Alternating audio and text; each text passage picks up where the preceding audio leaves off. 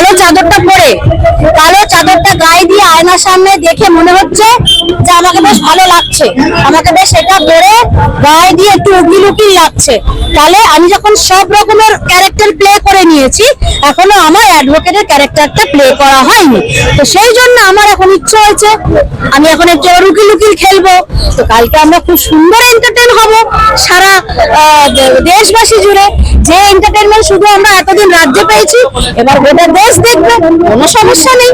এতদিন মানে মুখ তো আমাদের পুরোইছে সব জায়গায়, কিচ্ছু নেই। আজকে পশ্চিমবাংলা বিগত 20-25 বছর আগে বাংলাকে মানে রিচ অফ কালচার, একটা বাংলার থেকে কেউ গেলে কত বিশ্ব দরবারে সমাদৃত হতো, কারণ এখানে রবি ঠাকুর থেকে শুরু করে আমাদের এত এত মনীষী, তারা সারা ভারতবর্ষ কেন সারা বিশ্বব্যাপী তারা সমাদৃত। আজকে সেই জায়গায় কি হচ্ছে, এই মূর্খ মহিলার জন্য আজকে আমাদের মান সম্মান সব শেষ। আমরা পিওরলি খিল্লির পাত্র হয়ে গেছি, যেখানে যাচ্ছি আমরা খিল্লির পাত্র। রাজ্যের মুখ্যমন্ত্রী ক্যামেরার সামনে কাপড় তুলে দেখাচ্ছে, কি হলো?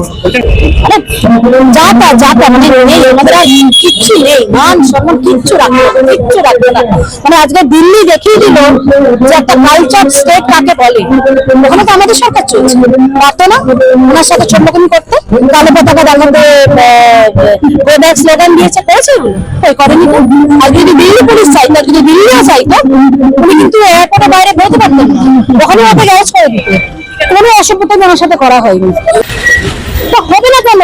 আজকে দেখো তোমার আমার বাড়িতে যাচ্ছে না, আজকে ওরা একটা রেপুটেড একটা সংস্থা, ওরা কিন্তু শক্তপোক্ত এভিডেন্স না থাকলে ওরা কিন্তু তাহলে হুটহাট করে যাত্রার বাড়িতে চলে যাচ্ছে না বলেই আজকে এই সংস্থাটার উপর এরা নিরপেক্ষভাবে কাজ করছে বলেই ওনার সমস্যাটা হচ্ছে। উনি ভাবছেন কি সবাই ওনার চটিচাটা, তো সবাই ওনার চটিচাটা না। নিরপেক্ষ বলে একটা কথা আছে, এই নিরপেক্ষতা ওনার ক্ষেত্রে যেহেতু ওনার কেউ চটি চাচ্ছে না, এই জন্য নির্বাচন কমিশন খারাপ হয়ে গেল, এই জন্য ইডি সংস্থাটা পুরো খারাপ হয়ে গেল।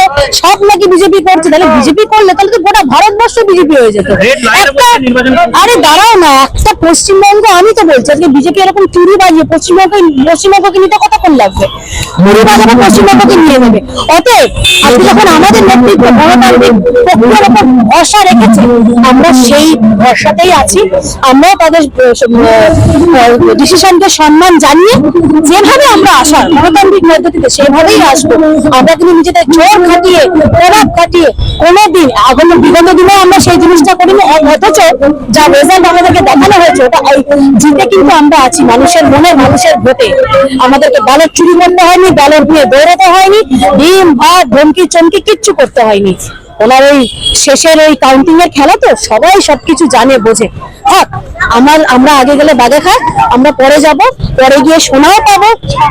আবার আমার এই পশ্চিমবঙ্গ শস্য শ্যামলা হয়ে উঠবে, সোনার পশ্চিমবঙ্গ হয়ে। ওই করবেন, এক একদিন এক এক রকম রূপ ধরেন উনি, ওই গো অ্যাজ ইউ লাইক এর মতো। আমরা জানি উনি একবার শুনেছিলাম বিএ এলএলবি করা, একবার শুনেছিলাম কোন একটা ইউনিভার্সিটি না যেটা পৃথিবীতে আছে কিনা আমরা খুঁজে পেতে হবে, ইস্ট জর্জিয়া ইউনিভার্সিটি থেকে উনি নাকি ওখান থেকে পিএইচডি করেছেন, ডক্টরেট মমতা ব্যানার্জি। তো সেটাও চেঞ্জ করে দেখলাম ইউজ করছেন না। তো কালকে যদি উনি ওটা ব্যবহার করেন তাহলে আমরাও জানতে পারবো যে উনি সত্যিই কোনোদিন লটা নিয়ে পড়াশোনা করেছিলেন নাকি উনি যোগমায়া দেবী কলেজে পড়েছেন, সেটা মানুষের কাছে একটু মানে ক্লিয়ার হবে, ভালো যে আমরাও শুনতে পারবো একটু আমাদের মাননীয় মুখ্যমন্ত্রী উনি অ্যাডভোকেট হয়ে কিভাবে নিজের কথা ডাকেন।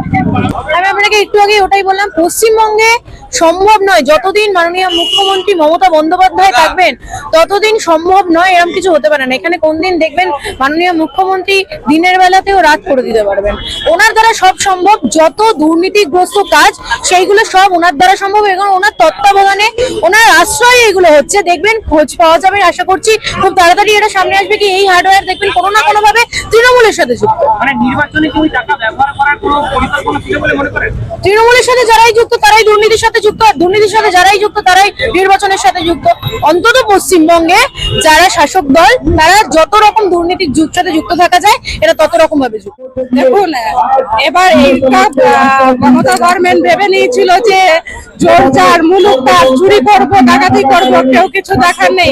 এবার তো সময় এসে গেছে না, তাই তো চোরের মায়ের বড় গলা, দিল্লিতে গিয়ে চোরের মায়ের বড় গলা করতে গেছেন উনি, বাড়ির শাড়ি পরে দেখাতে গেছেন তিনি। আর এইদিকে যে বাংলা ঘরের মেয়েদের কাপড় খুলে নিচ্ছেন, জায়গায় জায়গায় আমাদের দুর্গাপুরের প্রত্যেকটা জেলায় চুরি করে প্রত্যেকটা জায়গা ভাগ করে দিচ্ছে, পুলিশ তো নিজে চুরি করছে এখানে।